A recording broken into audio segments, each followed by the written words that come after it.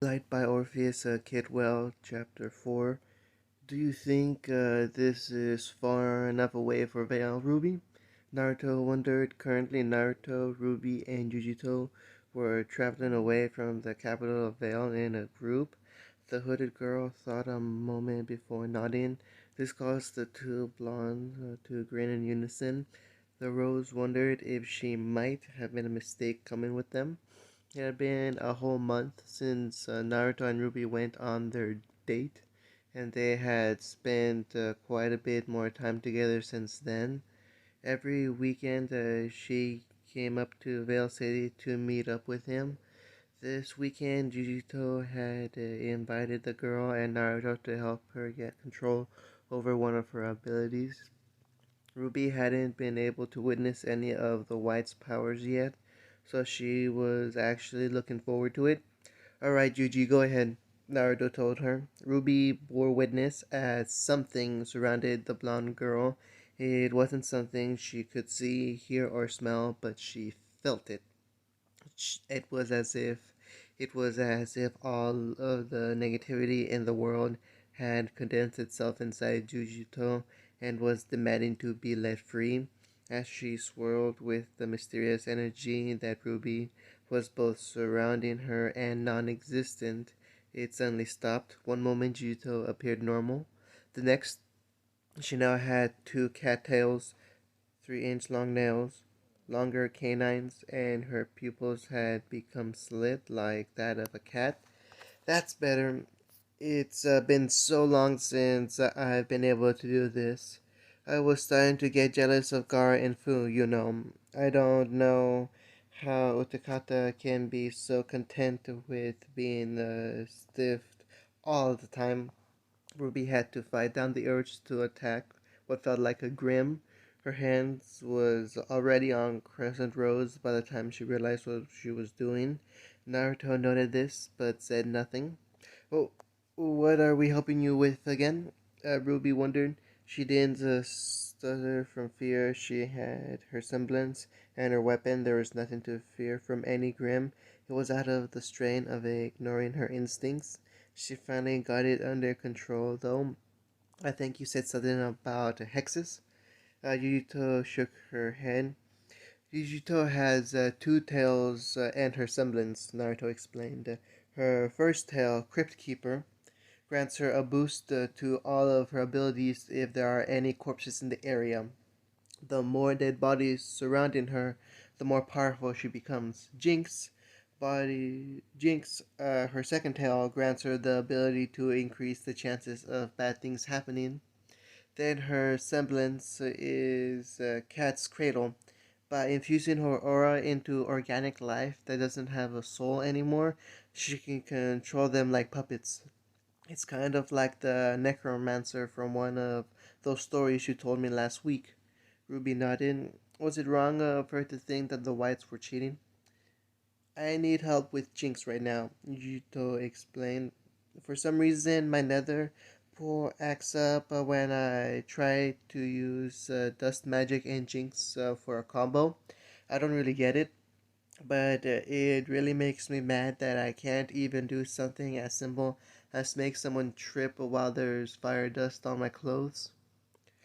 Personally, I think that dust acts as a buffer to Nether, Naruto explained. We just need to figure out if that's the case and how we can overcome it. Ruby nodded.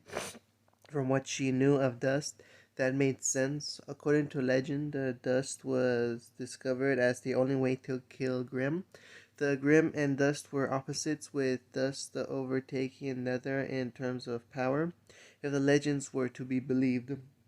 The only problem is we can't do the tests we want to inside the capital or near any settlements for that matter. If we were to do it and Yuji lost control of Jinx, let's just say that she was the one to initiate our escape for a reason. Ruby looked at the older girl and saw her grin wildly. She couldn't help but shiver. What sort of tests are we going to be doing anyways? The scythe wielder wondered. When Yujito grinned like some sort of Cheshire cat, it only made her regret her decisions that much more. It's several hours later. While the ninth white watched his sister and a friend spar, he felt a familiar signature approach. Ruby and him had switched off sparring with Yujito in an effort to force her to use Jinx despite her dust coating. More accurately, they wanted her to be able to use it in battle in tandem with her fire and lightning magic. They couldn't exactly test it with her semblance, though, which was unfortunate. Well, this is certainly not the scene I had expected to see when I came here, Ospen stated with a mysterious look in his eyes. He was hard to read as ever. Usually, if I felt so much Northern aura being thrown around this close to Beacon, I'd send one of the instructors to investigate and neutralize any threats. With the sensitive nature of your group, though, I figured I'd personally see to this. After all, I still don't know what you would like me to do about the White's identities. Personally, I don't care, Naruto replied without missing a beat. I can't speak for my brothers and sisters, but I don't care who you tell about me. For me, nothing has changed. That I'm on a mission and I will succeed regardless of what obstacles there are. Human, faunus, grim. There's no difference for me. Ospen noted that this person seemed different from the grinning, mischievous person he'd spoken to a month ago. No, that wasn't quite right. There was just a different side to him. It was just like Crow, but in such a young boy. It made him remember why he did what he did. What is your mission? The silver haired man wondered. Naruto looked at the spar before smiling when his eyes fell on his first friend. Aspen noted that and filed it away for later. I want to be a hero. I was made as a weapon. I have the power of a monster. I don't care what the complex did to me, but I'm going to crush them. Every move they make, I'll ensure they fail. I want to use my power to protect the innocent of the world. I was told that even someone like me can be a hero, and I'd like to do my best to prove her right. Hmm. The headmaster hummed before smiling softly. It seems things are getting interesting indeed. Yeah, I'll do my best to train you for what you want to do. If nothing else, I think leaving the matters of the complex in your hands when it comes down to it will not be out of the question. With that said, I'm sure that Glinda is becoming quite anxious. Given I'm nowhere to be found, I shall see you later, Naruto. Oh, and whatever it is you're doing, good luck. The blonde nodded as he was once more alone. He noted that Ruby was panting a bit and signaled Yujito to stop. Are you alright, Ruby? Your aura feels like it's getting pretty weak. The Ravenette nodded, though she was leaning on her scythe a bit. I'll take the next round if you need a break. Thanks, Naruto. I've never met someone who could keep up with me like that. Not even Uncle Crow was that quick to react to my attacks. How did you do that, Yujito? The blonde grinned. I can hear the air splitting faster than any human and feel your aura whenever you initiate a burst of speed. The hooded girl mumbled something about cheating cats as Naruto chuckled and took a strange stance with Kurama. Are you ready, Yuji? With a nod, they began. The complex. If I am to understand you correctly, all of the whites escaped from our facility. Not only that, but several hundred of our Spectre were killed in this escape, and you have no idea where any of them have run off to? What, if you don't mind me asking, am I supposed to tell the leader? The speaker was a pale-skinned man with bright red hair and crimson eyes. He wore a full-length cloak robe around his body that matched his hair in terms of shade and color, as well as a passive, almost bored look on his face. I don't care what you tell Nagato, second man responded venomously. He was even paler than the first, with slicked black hair and a pair of yellow eyes. He wore a tan tunic and light brown pants with a purple rope like a bow tied around his waist. Hanging from that was a katana. In fact, I don't care what you do, Sasori. I'm just trying to rebuild this place with what manpower I have left. Instead of criticizing, why don't you do your job and find my pets? The redhead frowned at the tone but didn't comment on it. You know that Nagato will probably cut your funding after this incident, don't you? Even the great biologist, Dr. Yamato Orochimaru, can't function without all of that funding that our leader gave you. I'm not going to help you out this time. If you don't want things to get dry, you better locate at least one of them, and you might want to do it soon. I'm sure that it won't be long until Setsu or Konan informs him, if they haven't already. Orochimaru clicked his tongue in annoyance, but knew that Sasori spoke truthfully. He needed to capture one of them, but there wasn't any one individual under his command with enough firepower to capture even Gaara alive. Dust helped them if they came across the Yagura or B. I'll figure something out. You just keep the others off my back. Sasori nodded once before turning around and walking away. Still, the good doctor needed to figure out something, and he needed it quickly. He would not lose his funding over some uppity animals and their supposed freedom. They were Nagato's personal toys and his pets. He would show them who the master was and make them understand exactly what happens to disobedient animals. The grin Orochimaru wore on his thin lips struck terror into even the Draugr who surrounded him. He didn't even notice it, though his thoughts preoccupied him far too much to care about the things that weren't even worthy of being called cattle. Vale Kingdom Red Coast, several hundred miles off the north-northwest of Vale City, lies a piece of the kingdom's coastline marked with red and black sand, not brown.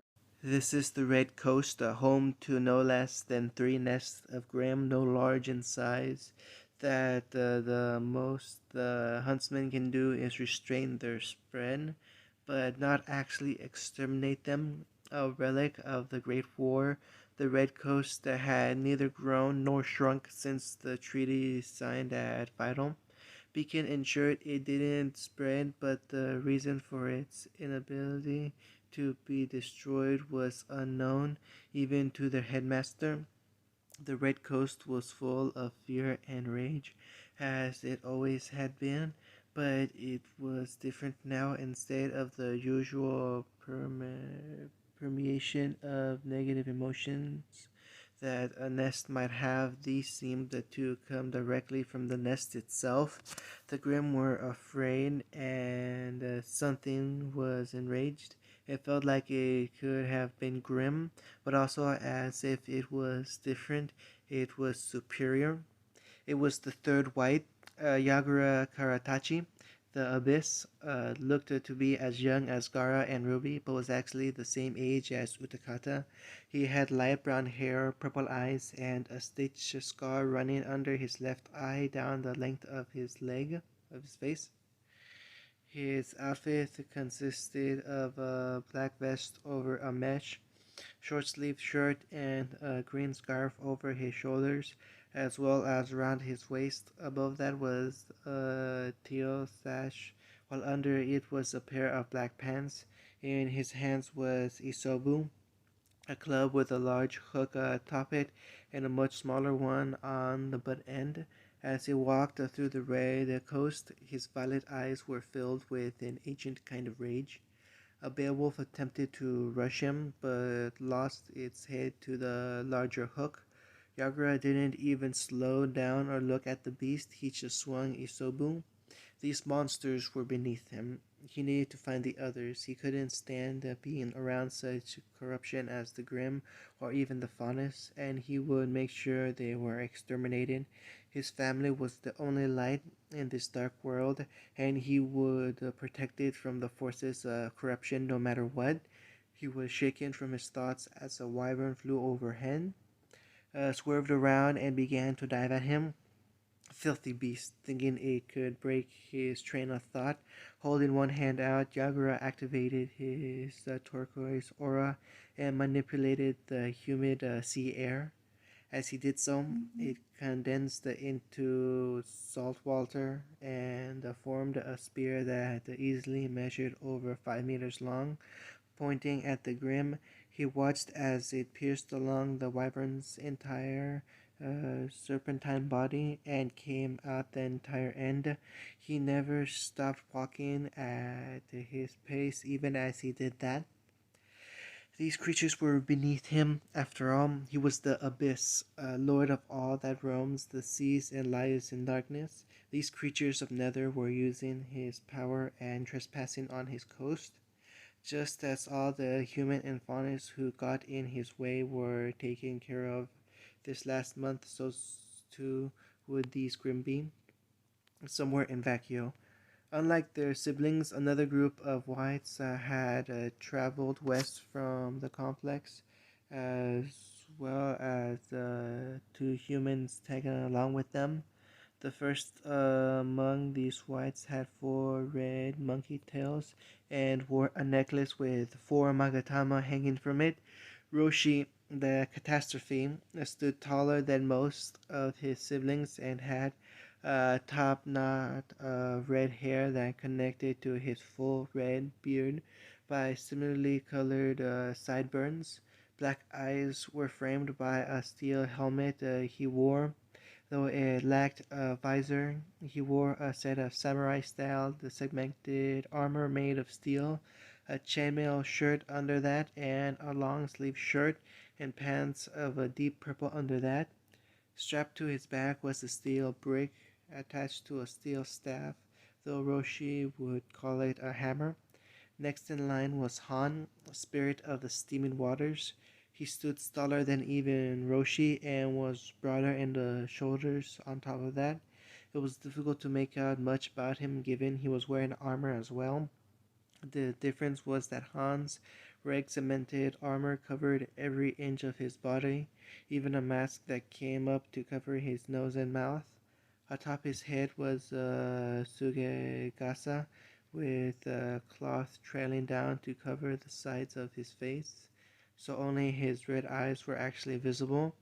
Along his neck was a necklace with five magatama hanging from it, while five slender tails of snow white trailed behind him that seemed to be from some quad. Last among the whites was Killer B, the shepherd. Unlike the others, he had dark skin, more common to the desert people of Vacuo. His bleached hair was tied back in cornrows,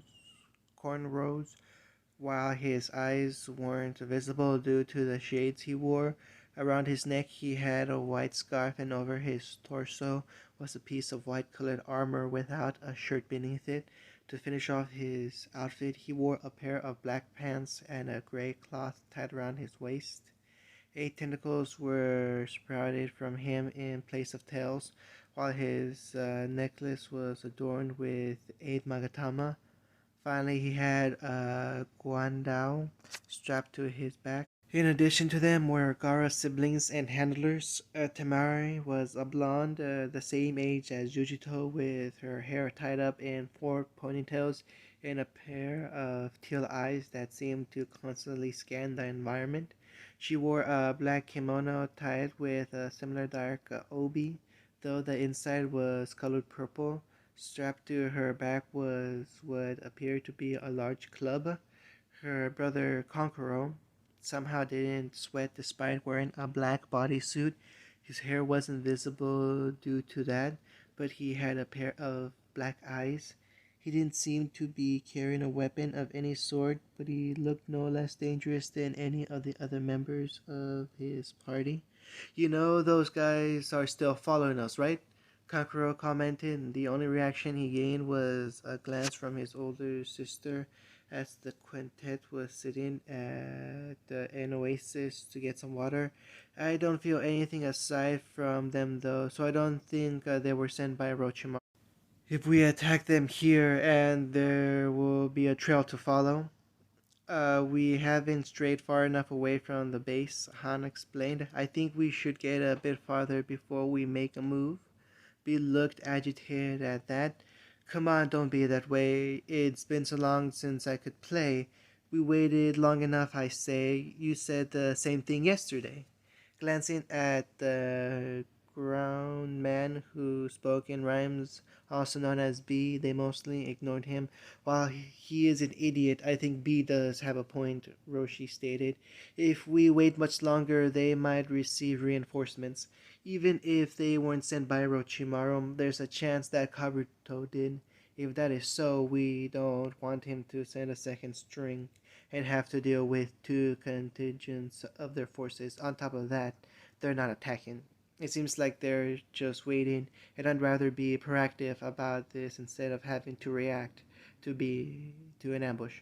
Han looked at his brothers, then to the humans who nodded their assent. If I am outnumbered, then I think we must do it. Alright, let us finish getting our water refilled and then we will attack. B grinned and pulled out his guandao.